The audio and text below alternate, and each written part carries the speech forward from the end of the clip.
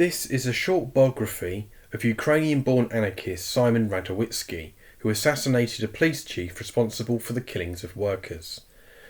Simon Radowitzky was born on either the 10th of September or November 1891 into a working-class family in the Jewish community in the little Ukrainian village of Stepaneso. The family moved to the industrial city of Ekaterinslav because Simon's father wanted his children to get a good education, and Simon received a rudimentary knowledge of reading, writing and maths. At the age of 10, he had to leave school to work as a blacksmith's apprentice because of his family's poverty. He had to sleep on a hard cot under his master's dining table. From here, he heard the revolutionary conversations of his master's daughter and her friends.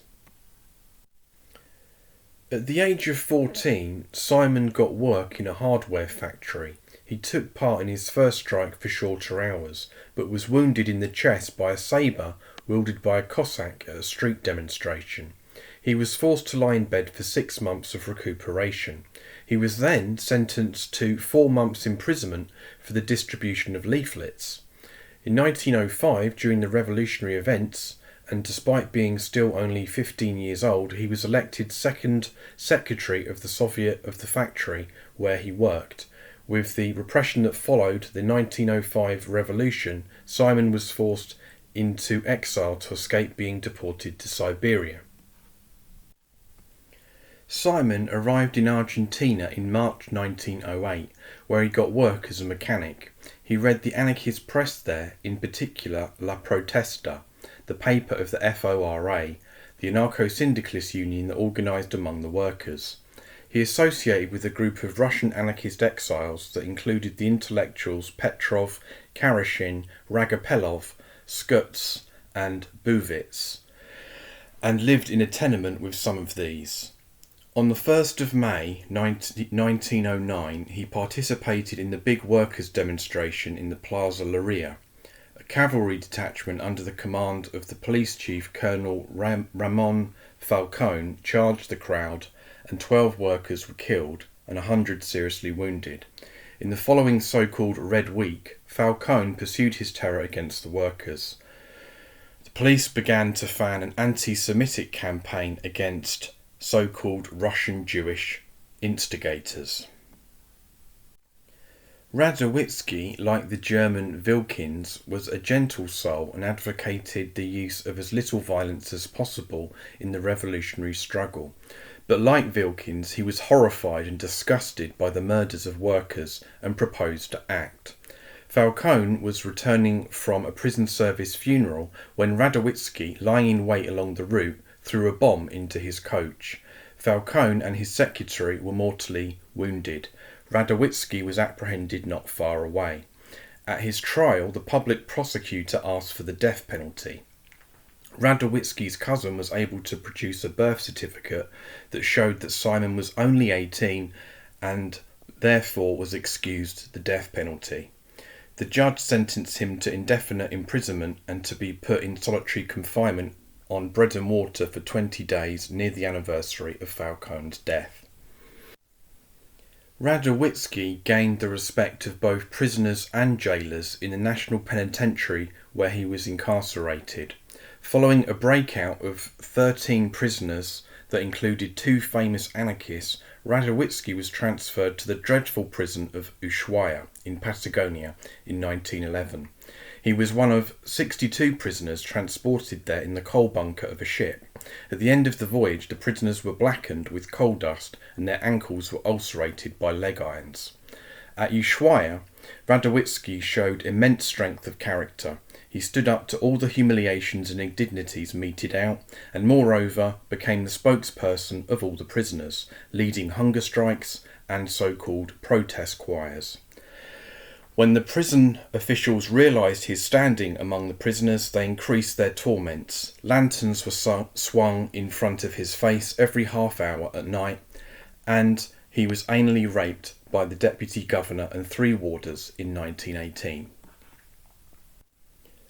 When the anarchist movement in Buenos Aires heard this, they launched a campaign covering the walls with messages demanding his freedom and publishing a pamphlet on the treatment he had received. Radowitzky, the martyr of Ushuaia, became the subject of songs sung by Creole songsters at workers' meetings and assemblies. The liberal press took up the call for his freedom, but it was not forthcoming. Tired of waiting, some anarchists planned his escape. In league with a smuggler, they got Radowitzky on board his schooner. But the Chilean navy intercepted them, and Radowitzky was returned to prison after just 23 days of freedom. He was punished with solitary confinement and half rations up to January 1921.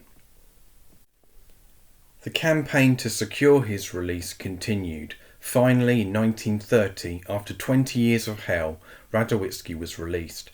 Expelled from Argentina, he took refuge in neighbouring Uruguay, again taking up the work of a mechanic. His involvement with the anarchist movement there and the struggle against the dictator Gabriel Terras in 1933 led to his arrest and deportation to the isolated Isla de Flores. When the Spanish Revolution broke out, Simon headed for Spain in 1936. By now he was in his mid-40s and in poor health. He went to the Aragon front, where he fought with the anarchist 28th Division led by Gregorio Jova. Here he met Antonio Casanova, originally from Galicia in North Spain, who had emigrated to Argentina at an early age and had been one of the founders of the Federación Anarco-Comunista Argentina in 1935. The two became good friends. Later, Simon worked in Barcelona for the cultural division of the Mass Anarcho-Syndicalist Union, the CNT.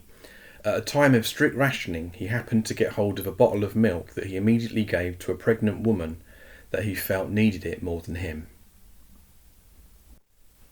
With Franco's victory, Simon had to flee to France, where, like so many others, he was interned in the concentration camp at Saint-Cyprien. From there, he got away to Mexico. Here, a poet managed to get him a job as a clerk at the Uruguayan consulate. At the end of the Second World War, he worked in the Mexican branch of the International Rescue and Relief Committee to help political refugees in Europe, alongside the German anarchist Augustin Souchy, sending food packages. He wrote for an anarchist publication in Mexico. Simon's last years were plagued by ill health. The prison years had taken their toll. When not in hospital, he lived in a shabby attic of an apartment building.